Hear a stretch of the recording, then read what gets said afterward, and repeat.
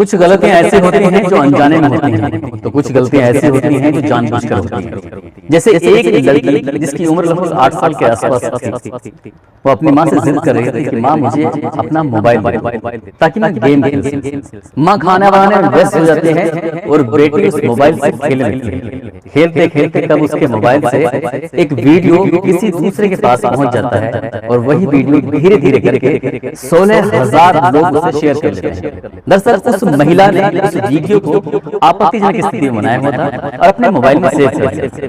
जब पता चलता है तो एक व्यक्ति इस महिला के पास आता है, कहता है कि मुझे आपसे संबंध बनाना है। यदि संबंध बनाने से मना करती है तो 25 लाख रुपए दे दो। उस महिला को जब पता चलता है तो वो थाने जाती है और तब जाकर मुकदमा दर्ज कराकर कहीं राहत की भीख मांगी।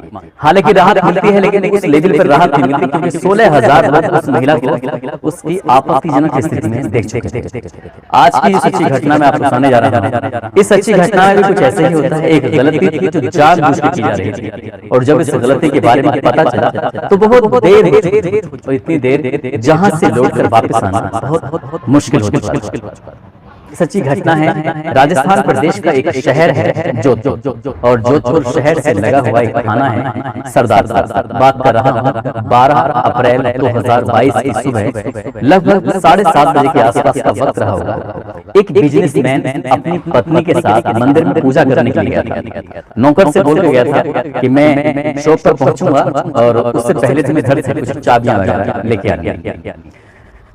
दंपति वापस लौटकर नहीं आए थे कि वो नौकर वक्त से पहले घर पहुंच जाता है और घर पहुंचने के बाद अपना मोबाइल लेता है और मोबाइल से कुछ गेम खेलने की कोशिश कर रहा था। इसी बीच में उस बिजनेसमैन की 14 साल की जो बेटी थी वो बाथरूम के अंदर नहा रही थी। उसने मौका देखते ही उस लड़की का एक अश्लील वीडियो अपने मोबाइल में कैद कर लेता है और मोबाइल में कैद करने के बाद जब मालिक आता है, मालिक के आने से पहले ही वो वहां से रफू चक्कर हो जाता है, चला जाता है। 2-4 दिन का वक्त फिर गुजरता है। इसके बाद से फिर वो घर आता है और घर आने के बाद उस लड़की को उसी का एक वीडियो जो था जिससे वो नहा रही थी, नहाता हुआ वीडियो उसको दिखा देता है और दिखाने के बाद उसके साथ छेड़छाड़ करना शुरू कर देता है। जैसे उसके साथ उसे गलत हरकत कर रहा है, उसे छूने की कोशिश कर रहा था तो वो लड़की ऐतराज कर रही थी, विरोध कर रही थी। पहले दिन तो बच जाती है, उसके बाद फिर उसे नौकर को मौका मिलता है और नौकर को मौका मिलने के बाद फिर घर आता है। घर आने के बाद जैसे ही उसने उस लड़की को छूने की कोशिश की तभी वो लड़की जोर जोर से चीखने लगती है, चिल्लाने लगती है।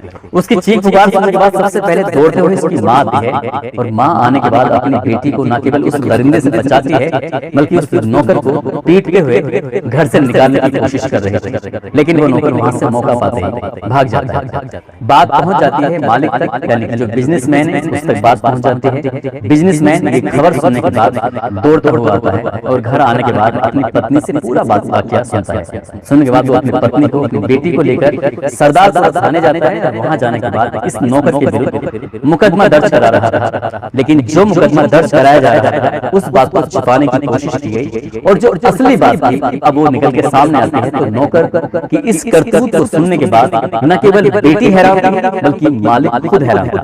दरअसल ये नौकर लगभग 8 साल से इनके घर पे काम कर रहा था। हैंडीक्राफ्ट का एक अच्छा बिजनेस था। इनका एक जाना माना एक शॉप है शहर के अंदर और जैसे ही लगभग 8 साल से काम कर रहा है, 4 साल से यानी कि 2018 की ये बात है, नौकर को घर भेजा जाता है कुछ जरूरी कागजात लेने के लिए और जैसे ही वो जरूरी कागजात लेने के लिए घर भेजा जा रहा है तो मालिक फोन करके कहता है कि ये जो राजू है नौकर, ये घर पर आएगा और उसको जरूरी कागजात वो दे दे। वो नौकर जो होता है उसको दुकान पर ही कुछ ज्यादा देर लग जाती है, इसलिए वो महिला इंतजार करते करते परेशान हो जाती है। सोच रही थी पता नहीं कितनी देर में आएगा, जबकि उसका पति का काफी देर पहले फोन आ चुका था। उसने अपने जो घर का मुख्य द्वार है उसको भी खोल के रखा, जो घर का वैसा द्वार है अंदर कमरे वाले वो भी खोल के रखे और बाथरूम का दरवाजा खुला हुआ। नौकर आता है, आवाज लगाते लगाते पहला दरवाजा खुला था, दूसरा खुला था और जैसे जैसे वो अंदर जा रहा है वैसे वैसे ही उसने अपनी मालकिन को आवाज लगाई और आवाज लगाने के बाद कहा कि मालिक ने भेजा है सामान।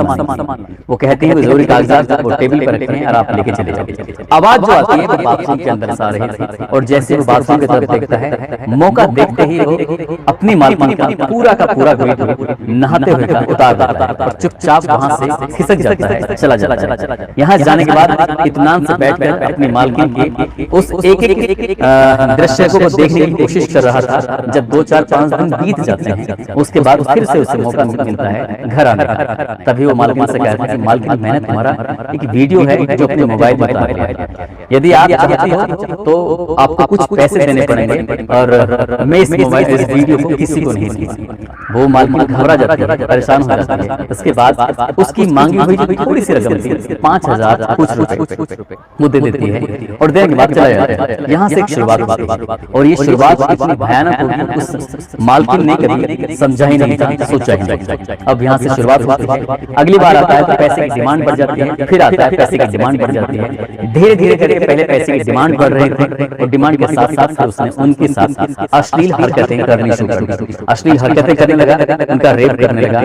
1-2 दिन लगभग 4 साल तक अपने मालिक की पत्नी के साथ ऐसे ही गंदा और घृणा कृत्य कर रहा था। लेकिन मालकिन इस बात से घबराई हुई थी, परेशान थी। यदि ये बात समाज में पता चल जाएगी, यदि यही बात लोगों को पता चलेगी तो उसकी बहुत ज्यादा बदनामी हो जाएगी। अपनी बदनामी से बचने के लिए उसने उस नौकर के साथ न केवल इन 4 साल में लगभग 8 लाख रुपए की रकम उसको दी, बल्कि अपना जो शरीर था वो भी उसको दे दिया।